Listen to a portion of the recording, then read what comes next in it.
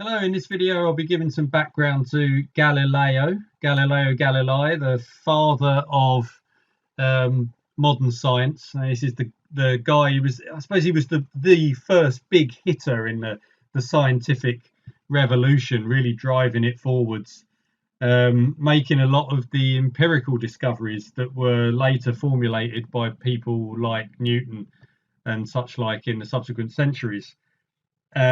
He was an Italian scientist born in Pisa, which at the time was part of the Duchy of Florence because Italy wasn't unified in the way that it is nowadays. And after the usual considerations of thinking he's going to be a priest or a doctor, he opted for mathematician, which was a good choice.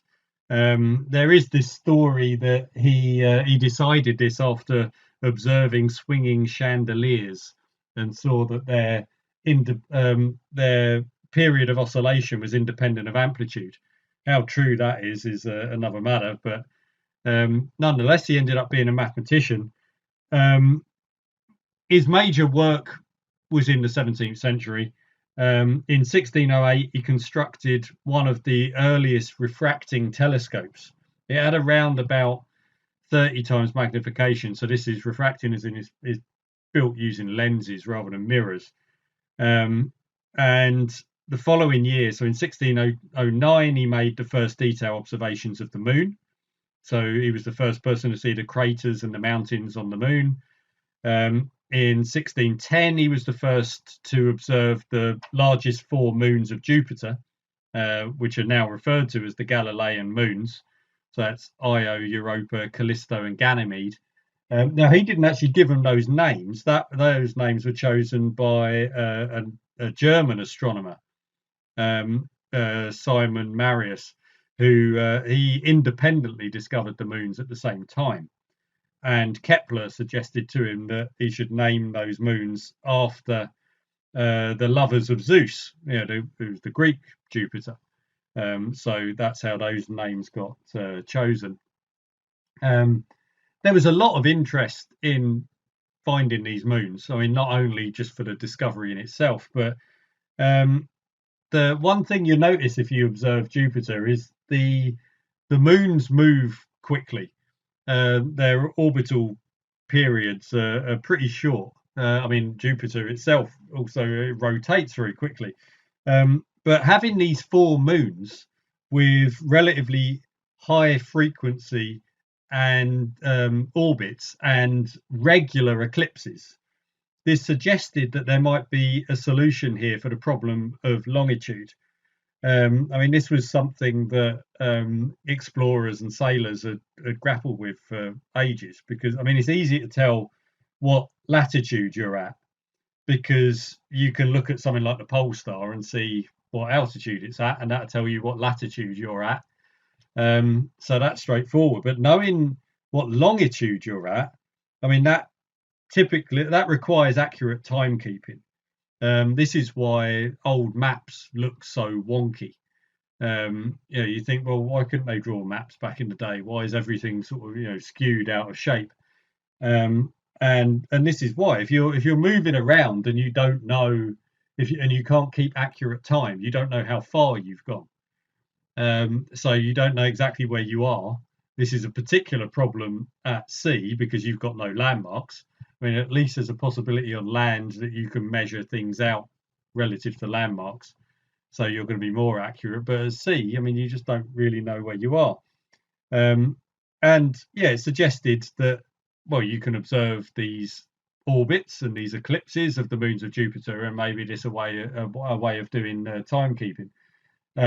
Sadly, the instruments that were available weren't sufficiently accurate in order to be able to do this. But there was certainly a lot of interest in it at the time. Also in 1610, while he was looking at these moons of Jupiter, he also turned his attention to Venus and he observed the full set of phases of Venus. So this was the next step in moving towards heliocentrism and having the sun at the center of the solar system. It's one of the few things that's interesting observing Venus through amateur telescopes. If you've got a modest backyard telescope and you can be bothered to um, quite often get up very early in the morning because Venus, is comparatively near the sun if you want to observe it. Um, there aren't features to be looking at in the way that you see if you observe Mars. You look at Mars and you can see mountains, you can see polar ice caps. You look at Venus, you just get a whole load of cloud. But the one thing that you do get with it, because it's closer to the sun than the Earth is, you see phases, like you see phases of the moon. So observing those phases as Venus orbited the sun back in 1610, I mean, this again showed what was being orbited around, that Venus was moving around the sun and not the Earth. Now, by 1615 or thereabouts, Galileo had caused enough trouble that he was being investigated for heresy. So he was keeping a relatively low profile. But he managed this for a while. But by the time he got to the 1630s, he was under house arrest because he was annoying the church too much. A common theme back in the day. But he didn't get it as badly as some of the people did back then. But it was still no picnic being a scientist when the Catholic Church was throwing its weight around. A couple of his really famous experiments. I mean, you've got the one at the Leaning Tower of Pisa, which probably didn't happen. I mean, he was chucking cannonballs and things like that off of the top of the Leaning Tower to show that, providing they had the same density, he was trying to show that the time of descent was independent of mass.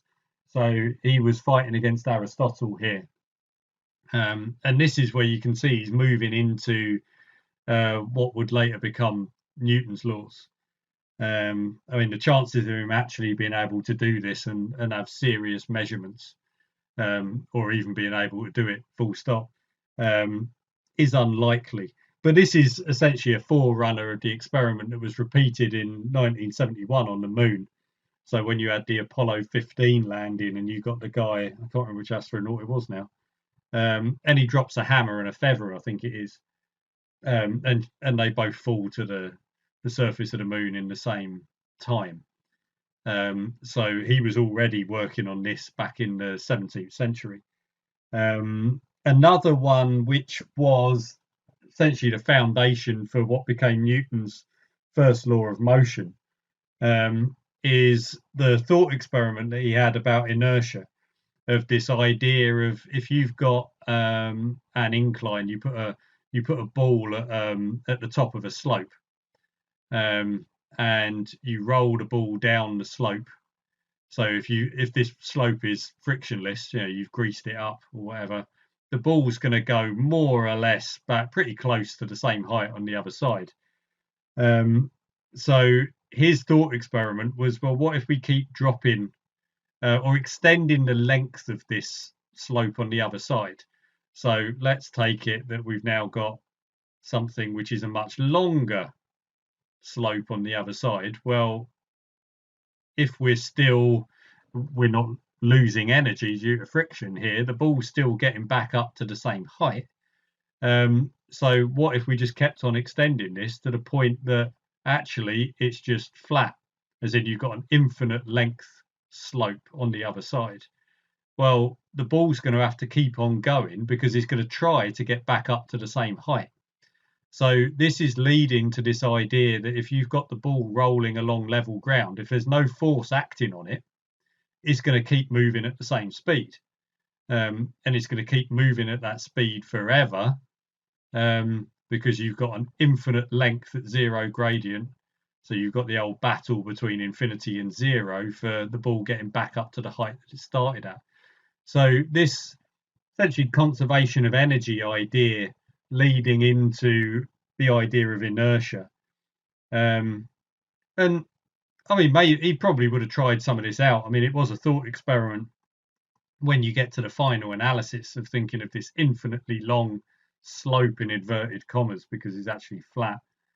But it's something that you can start out in the early stages of working through actually practically as an empirical set of measurements. So they're probably his two most famous experiments: the Tower of Pisa, and then this one about inertia.